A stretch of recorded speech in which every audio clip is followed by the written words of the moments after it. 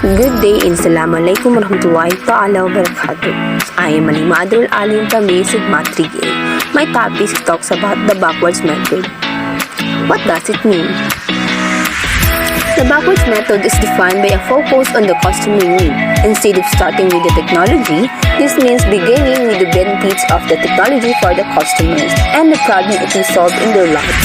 Working backwards is a solving process that can be used in word problems by starting at the end of the problem and undoing the problem one step at a time. There are many different ways to solve word problems, so it is useful to know when working backwards is a good way to go. A helpful tactic to solve word problems is to work backwards by starting with the final step and working backwards to learn where to start. Just for example, suppose Dan is handing out candy. He gives Susan 8 pieces, but she says she doesn't need that many, so she gives him 3 pieces back. He gives Mandy 7 pieces, and lastly, he gives James 5 pieces.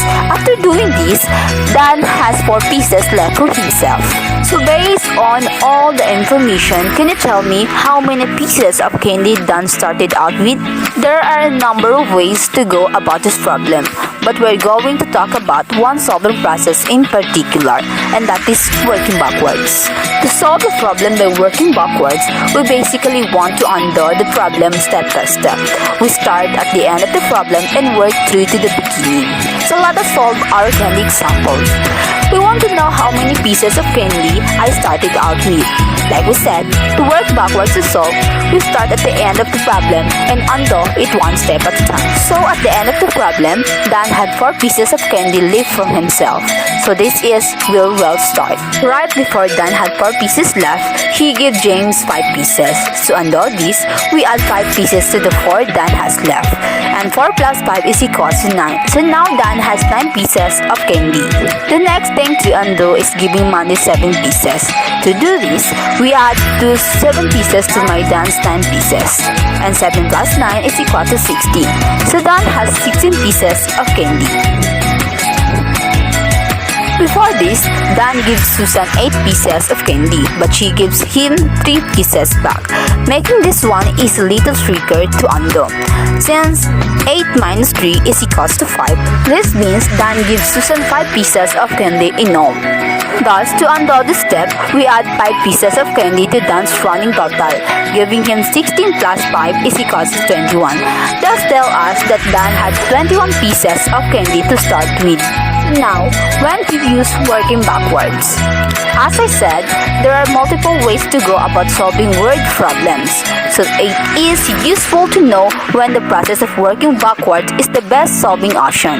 There are certain characteristics of word problems that indicate working backwards should be used to solve the problem. The first of these characteristics is that the end of the problem will have a result that is very clear, whereas the beginning of the problem will be less obvious. Consider our candy example. At the beginning of the problem, it jumps right into Dan handing out candy. It doesn't specify how much candy Dan has to hand out. However, at the end of the problem, it clearly states Dan had 4 pieces left over for himself. This is a good indication that working backwards is a good process to use. So every time you meet word problems, take it easy. So that's the end of our video. Thank you for watching. Good day everyone, I am Tom Sewarditobal from BSED Mathematics 3A, and now let us talk about working backwards method. But first, let us define first what is working backwards method.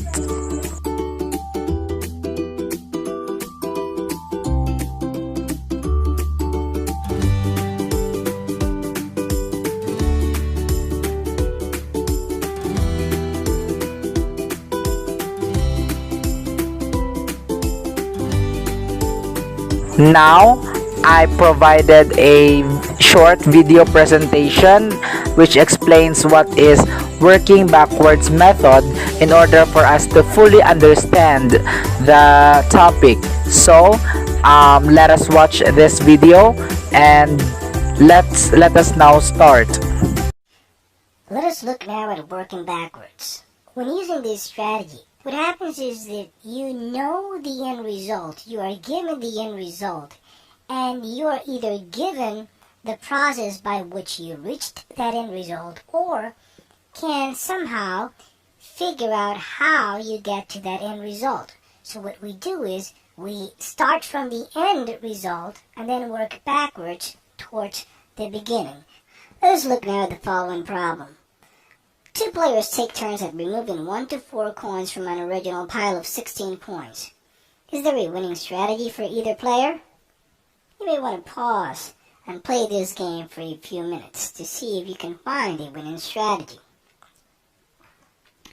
Notice that for a player to win, the other player must have 5 coins to choose from in the next to last move, so that he leaves 1 to 4 coins and you can win. Let's look at it this way. That last move, for you to win, let's call it you're the winner. For you to win, the other person must leave you 1 to 4 coins. So he must have had 5. So you want to give the one who will become the loser, you want to leave your opponent with 5 coins so that he can at most remove 4 and he can still remove the last one. But what happens prior to that? Well, prior to that, you wish to be able to have 9 to 6 coins to choose from so that you can choose 1 to 4 and leave your opponent with 5 coins to choose from, and hence so that you can win. So that means that the loser must face 10 coins. And so on. In the previous step, you want to have 14 to 11 coins so that you can force your opponent to have to choose from 10 coins. And so on. Here you want to force your opponent to choose from 15. And since you have 16 coins, if you are playing first, you will take 1 coin so that he chooses from 15.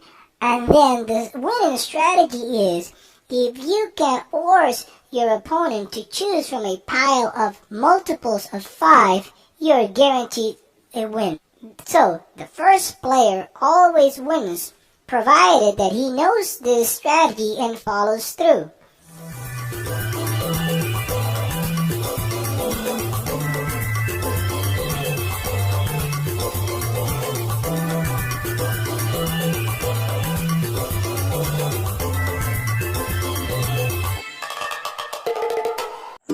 After watching the said video that is given, we all learned how to use and how to get a solution out for the working backwards method. So thank you for watching, everyone. See you. Bye bye.